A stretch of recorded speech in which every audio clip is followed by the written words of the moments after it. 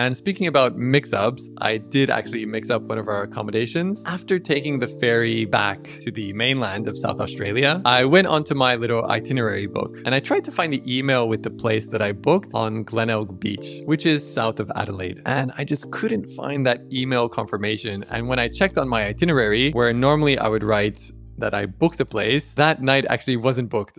And so we went into this massive panic. So the only caravan site that was available for that night at short notice was actually in the Barossa. And I know at this point you might be thinking that I may have planned that on purpose, knowing how much I'm into wine. And when we were negotiating our itinerary at home, Barossa felt like a bit too much wine for our family, so we decided not to go there. But in the end, we did go there. And it was amazing, both for me and the kids. The campervan site that we stayed in Tanunda, which is effectively the hub of the Barossa Valley, was fantastic. And it had this amazing aqua park and it was roasting on that day. And the other facilities at that campervan site were also fantastic. Because it was the start of the school holidays, they also had an open air cinema. So you sat on beanbags. Remember, we were in December and so we were approaching Christmas and we were able to watch the Grange there. Day 13. This is the day that we will sadly be saying goodbye to our campervan. But before we do that, I want to quickly nip into one of the Barossa Valley vineyards, and I went to Seppeltsfield by myself whilst the kids played at the Caravan park. And Seppeltsfield was a stunning vineyard. As you can see from the footage here, super well maintained, and the wine inside was absolutely fantastic. Seppeltsfield is known for a 100-year-old tawny. Now, I didn't do the tawny experience. It was a little bit pricey for me, but I tried a lot of the other wines, and my tasting experience there was really fantastic. From Seppeltsfield, driving through the stunning Barossa Valley, which I would highly recommend visiting. And then we drove to Adelaide, where we dropped off our campervan. Now, that whole experience of being on campervan sites where they have amazing facilities, clean bathrooms, hot showers, fully equipped kitchens. If you are on the fence about whether to do a campervan trip with your family or not, definitely do it. Generally, the weather is really great in Australia, and so you're not really worried about rain. And even if you are, well, you have this little house with you. Once we dropped off the campervan, we had not been to Adelaide before, so we wanted to explore a little bit. And because we stayed at the Pullmans, which is pretty central, we just took a walk around the area. And the place that we had dinner at was the Belgian Beer Cafe. And that was also a really great experience. The food was very tasty. The selection of beers was absolutely fantastic. And they would serve their Belgian beer in the old school bowls. Furthermore, because we are in Adelaide, the wine that we had at the Belgian Beer Cafe was local wine from Adelaide Hills, a Sauvignon Blanc that was stunning. It was really great. And so when you are in those regions, make sure to try the local produce. Again, the Belgian beer was probably imported from Belgium,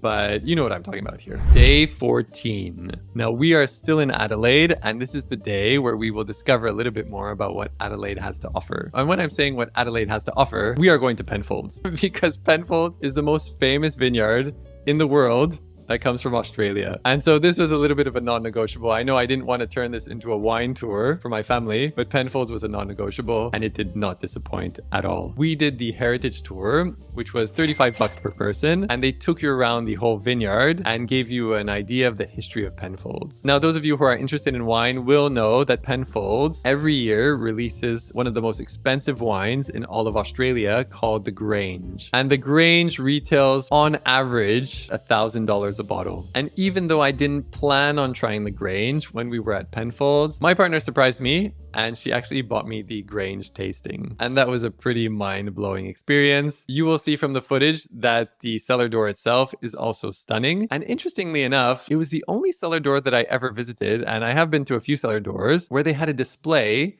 specifically geared towards the Asian market. Every year, they release a Grange where they package in the year according to the Chinese zodiac. So I think they were selling the year of the snake. And when I was speaking to the cellar door staff, they told me that that move to start catering to the Asian market was a tremendous move from an economic point of view. And they're selling out of their zodiac Grange every single year. Now, the afternoon, we ended up at Glenelg Beach, which was the original plan from the day before. And Glenelg Beach was really beautiful. They have some cafes cafes where you can have food and drink right on the beach. And we ended up at a really brilliant pizza place that had a beautiful view of the Glenelg Beach and the sign, and got to witness the sunset there. Day 15. Day 15 is our last day, unfortunately. But what we did is that we planned to leave later in the day so that we could still explore a little bit of Adelaide. Now, I managed to convince the family to go to the National Wine Centre of Australia. And because Australia effectively is a wine country, and according to the Wine Decanter, is probably one of the